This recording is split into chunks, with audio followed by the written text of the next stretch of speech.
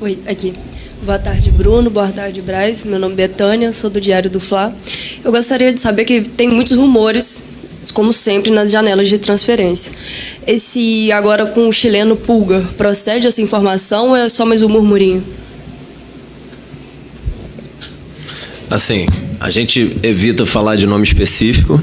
É um grande atleta, seleção chilena também, da Fiorentina. Óbvio que a gente conhece o jogador. O tá bem aqui. É. Tá do meu lado. Mas é só isso que eu posso dizer. Mais um pouco eu boto ele para falar. Aqui, ó, Fernando. Braz Spindel, boa tarde aqui. Queria até direcionar ao Spindel essa pergunta. Já até conversamos isso hoje na coletiva, que o Flamengo elevou um pouco o sarrafo de contratações desde 2019. Em 2019 foram contratações para se consolidar como potência, e de 2020 para cá, principalmente, são contratações para se manter, que às vezes parece até que é uma missão mais difícil que chegar ao topo, é continuar no topo. E quando você vai fazer uma contratação desse tipo, você tem, obviamente, grandes concorrências. Por exemplo, muito se falava que o Boca, que também um clube que dispensa apresentação, uma camisa pesada, queria o Vidal e que já tinha até uma conversa em andamento. Como é isso? Como é você lidar com o jogador, a dificuldade que já é natural, e também conseguir sobrepor os desejos de outros clubes que também são muito grandes e também querem ter esses jogadores nesse nível de contratação? Obrigado. Olha, acho que a nossa missão aqui, a missão de todos que estão aqui no Flamengo, é que tenham os atletas, o treinador, comissão técnica, o staff, a estrutura, e criar um ambiente junto com o torcedor, junto com a nação rubro-negra, que seja propício ao Flamengo conquistar títulos, né? Então acho que esse é nosso objetivo principal aqui. O Flamengo está sempre brigando e sempre conquistando títulos de relevância. E aí é natural que a cada janela a gente tente qualificar ainda mais o elenco, dar mais alternativas para o treinador. O calendário no Brasil é muito duro. Você tem hoje o Flamengo aí disputando as 3 competições simultâneas, Copa do Brasil, Libertadores e o Campeonato Brasileiro, brigando por título nas 3, jogos seguidos em meio de semana e final de semana. E é um desafio enorme a gente seguir qualificando o elenco para poder brigar em todas as competições e vencer. E é óbvio que partir de um elenco já tão qualificado como é o do Flamengo e trazer atletas que possam somar é de uma dificuldade enorme. E aí eu acho que é uma estratégia nossa, do clube, de convencimento de cada atleta, para que ele possa entender que o Flamengo é o melhor projeto esportivo para ele, dentre uma série de outras questões. Então acho que passa muito por estratégia de convencimento, não é só financeiro.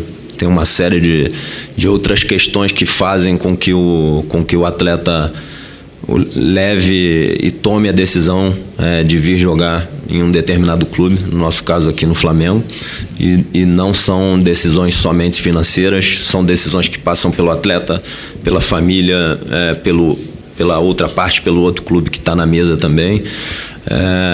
E, enfim, o Flamengo está brigando por título, é um aspecto que ajuda, e a qualidade do elenco e do treinador e comissão técnica com certeza também é algo que auxilia muito a convencer do projeto esportivo do Flamengo. Boa tarde, Braz Spindel, aqui, ó, Custódio, canal Custódio Fla. Dentre tantas especulações, surge o nome do Alex Sanches sempre. O que tem de possibilidade nessa negociação? 0.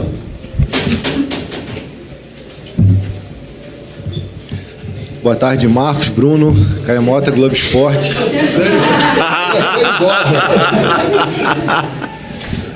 Bota ele para falar.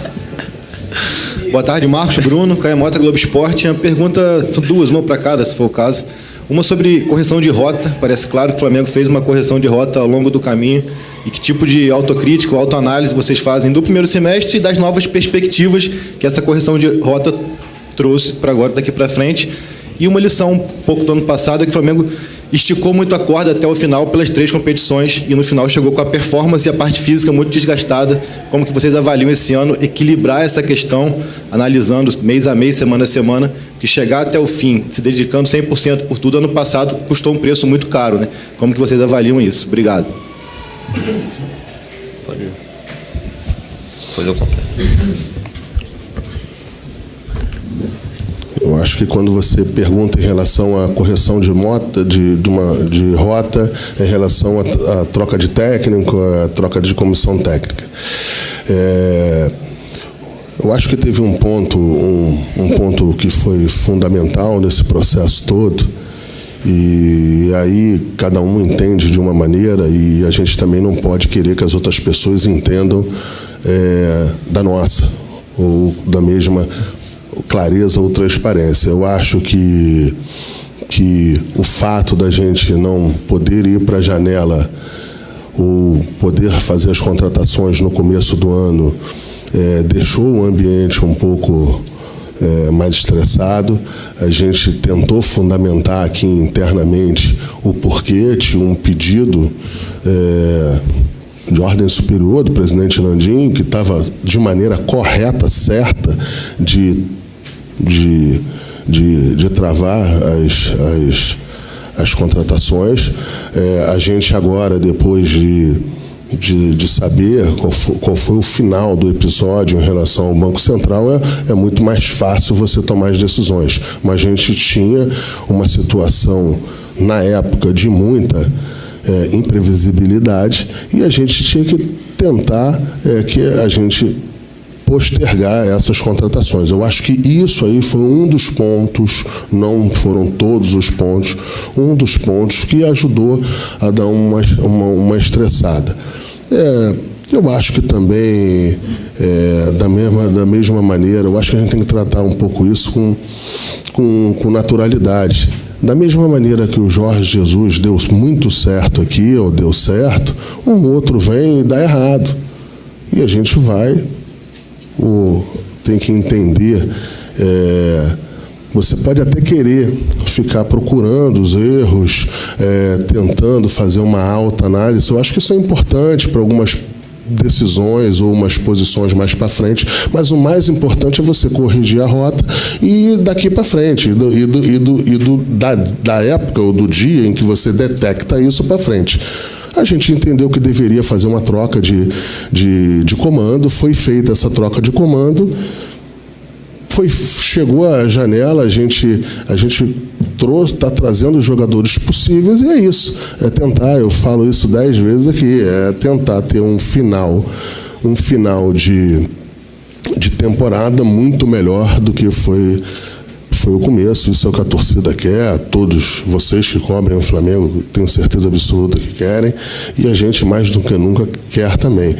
Em relação a estar nas 3 competições, eu acho que o Flamengo convive com isso sempre, mas eu acho que a gente tem que conviver com isso aqui de uma maneira clara, honesta e de uma maneira bastante reta. Por exemplo, eu vi alguns questionamentos, eu entendo os questionamentos, eu entendo as interpretações em relação à escalação que foi feita no jogo passado, mas podem acreditar, entrou em campo a melhor equipe possível do grupo de 30 atletas que a gente tem ali atrás. A gente aqui quer ganhar as 3 competições, a gente joga para ganhar todas as competições, mas isso não quer dizer que você não tenha que fazer ajustes para que você possa ir avançando nas competições, né? Então, assim, eu acho que é um processo natural, um processo normal, mas que o torcedor, o dirigente aqui vai estar sempre com essa pressão, a comissão técnica vai estar sempre com essa pressão, e não tenha dúvida que a gente aqui vai estar sempre querendo ganhar todas as competições, se possíveis, mas o que você não pode é não tratar com responsabilidade ou tomar algumas decisões aqui em função de análises científicas que a gente tem aqui dentro para que possa botar jogador A ou B dentro de campo. Só complementar o que o Marcos falou, eu acho que tudo aqui tem que gerar aprendizado para a gente fazer melhor, não cometer os mesmos erros. Não estou nem apontando qualquer tipo de erro, mas não cometer, a gente tem que aprender com nossos erros. Em relação à questão da disputa dos 3 campeonatos, o Flamengo sempre vai querer entrar para vencer todas as competições que disputa, e aí a gente vai aprendendo com os erros e fazendo os ajustes que são necessários, como o Marcos disse. Então, um pouco antes aqui, ele já disse que a gente trouxe o Tadashi, que é um fisiologista de primeiro nível, que ajuda muito todo o staff aqui do clube, a comissão técnica nessa questão do controle de carga, prevenção de lesão, quem é que está apto para jogar, do ponto de vista fisiológico, qual é a equipe, melhor equipe possível ali. A decisão final sempre é do treinador, mas é mais subsídio para o treinador decidir. A gente trouxe o Mike também para ajudar em toda essa parte científica ali, também de controle de carga, prevenção de lesão. Então a gente está investindo em estrutura também. Um dos aspectos da janela, já chegou o Everton, já chegou o Vidal, que a gente tenha um elenco também com mais alternativas para fazer frente às 3 competições no mais alto nível possível. E eu acho que tudo isso é aprendizado também do que a gente vai vivendo ano a ano, dos nossos erros, das nossas tomadas de decisão, para fazer sempre melhor a cada ano e poder finalizar bem a temporada e, se Deus quiser, trazer grandes títulos aí para a nação.